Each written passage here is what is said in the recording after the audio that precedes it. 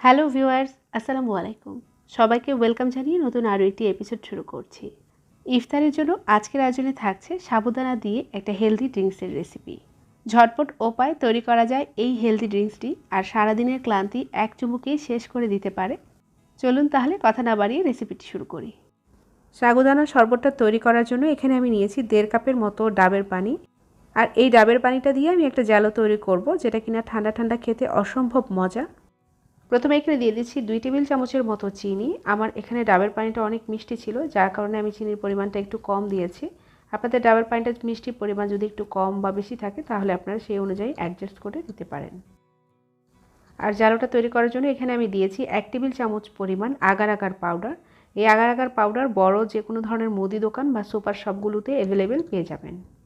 আর এই agar agar পাউডারটা জমাট বাঁধতে সাহায্য করে। আপনাদের হাতের কাছে আগার আগার পাউডার না থাকলে আপনারা চাইলে চায়না গ্রাস দিয়েও কিন্তু এই কাজটা করে নিতে পারেন। চুলার ফ্লেমটা অফ রেখে আমি এই আগার আগার পাউডার আর চিনিটা ভালোভাবে মিশিয়ে নিচ্ছি। এটা কিন্তু গরম পানিতে মিশিয়ে রাখা যায় না। এবার চুলার ফ্লেমটা আমি অন করে অনবরত নেড়ে চেড়ে যাচ্ছি, তা না হলে কিন্তু এটা হাঁড়িতে এক পাশ থেকে জমাট বেঁধে যেতে পারে।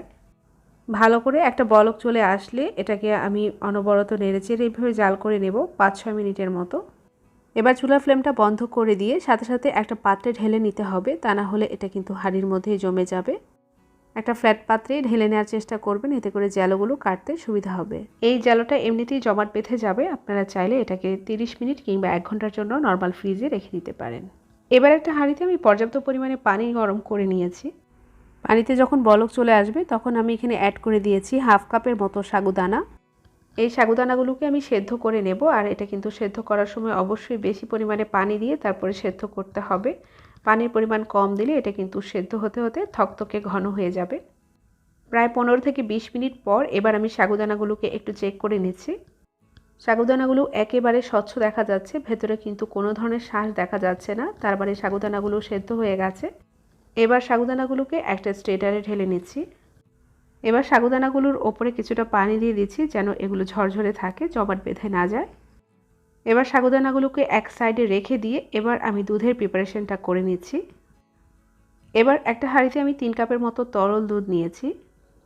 দুধটাকে একটু নেড়েচেড়ে জাল করতে করতে এবার আমি এখানে অ্যাড করে দিয়েছি 1/2 কাপের মতো চিনি, আর দিয়ে দিচ্ছি 1/2 কাপের মতো গুঁড়া দুধ।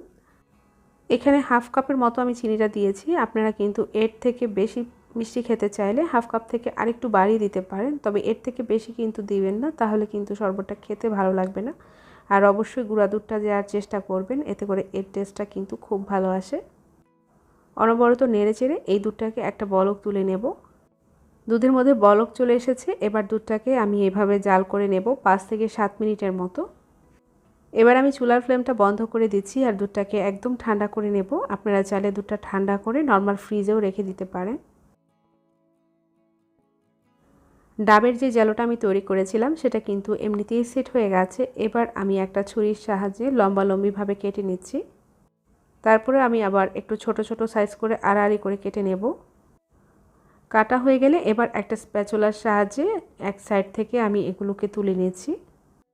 ডাবের জ্যালোগুলো অনেকটা এইরকম হবে, ছোট ছোট কিউব কিউব, দেখতে খুব সুন্দর, খেতেও কিন্তু দারুণ মজার। এবার আগে থেকে জাল করে নেওয়া ঠান্ডা দুধটা আমি নর্মাল ফ্রিজ থেকে নামিয়ে এর মধ্যে দিয়ে দিয়েছি আগে থেকে সেদ্ধ করা সাগুদানাগুলো কিছুটা জমাট বাঁধলেও দুধের মধ্যে যখন দেওয়া হয় তখন কিন্তু এটা অনেকটাই ছাড়া ছাড়া হয়ে যায়। এবার এখানে আমি অ্যাড করে দিয়েছি 1/4 কাপের মতো সেদ্ধ করা নুডলস। আমি এখানে নর্মাল এগ নুডলসটাকে সেদ্ধ করে নিয়েছিলাম।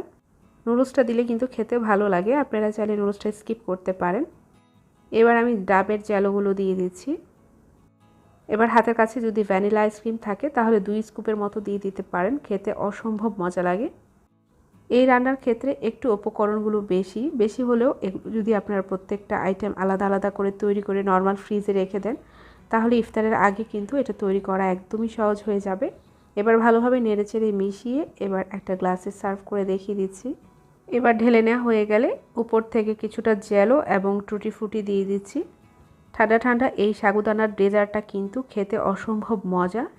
তৈরি করে নর্মাল ফ্রিজে রেখে দিবেন, জাস্ট ইফতারের আগ মুহূর্তে নামিয়ে পরিবেশন করবেন। এক চুমুকেই সারাদিনের ক্লান্তি এক নিমিষে উধাও হয়ে যাবে। আর আজকের এই রেসিপিটি যদি আপনাদের ভালো লেগে থাকে বা কাজে লেগে থাকে তাহলে অবশ্যই চ্যানেলটাকে সাবস্ক্রাইব করে পাশেই থাকবেন। আবারও দেখা হবে নতুন কোনো রেসিপিতে ইনশাআল্লাহ। আজকের মতো এখানে বিদায় নিচ্ছি। আল্লাহ হাফেজ।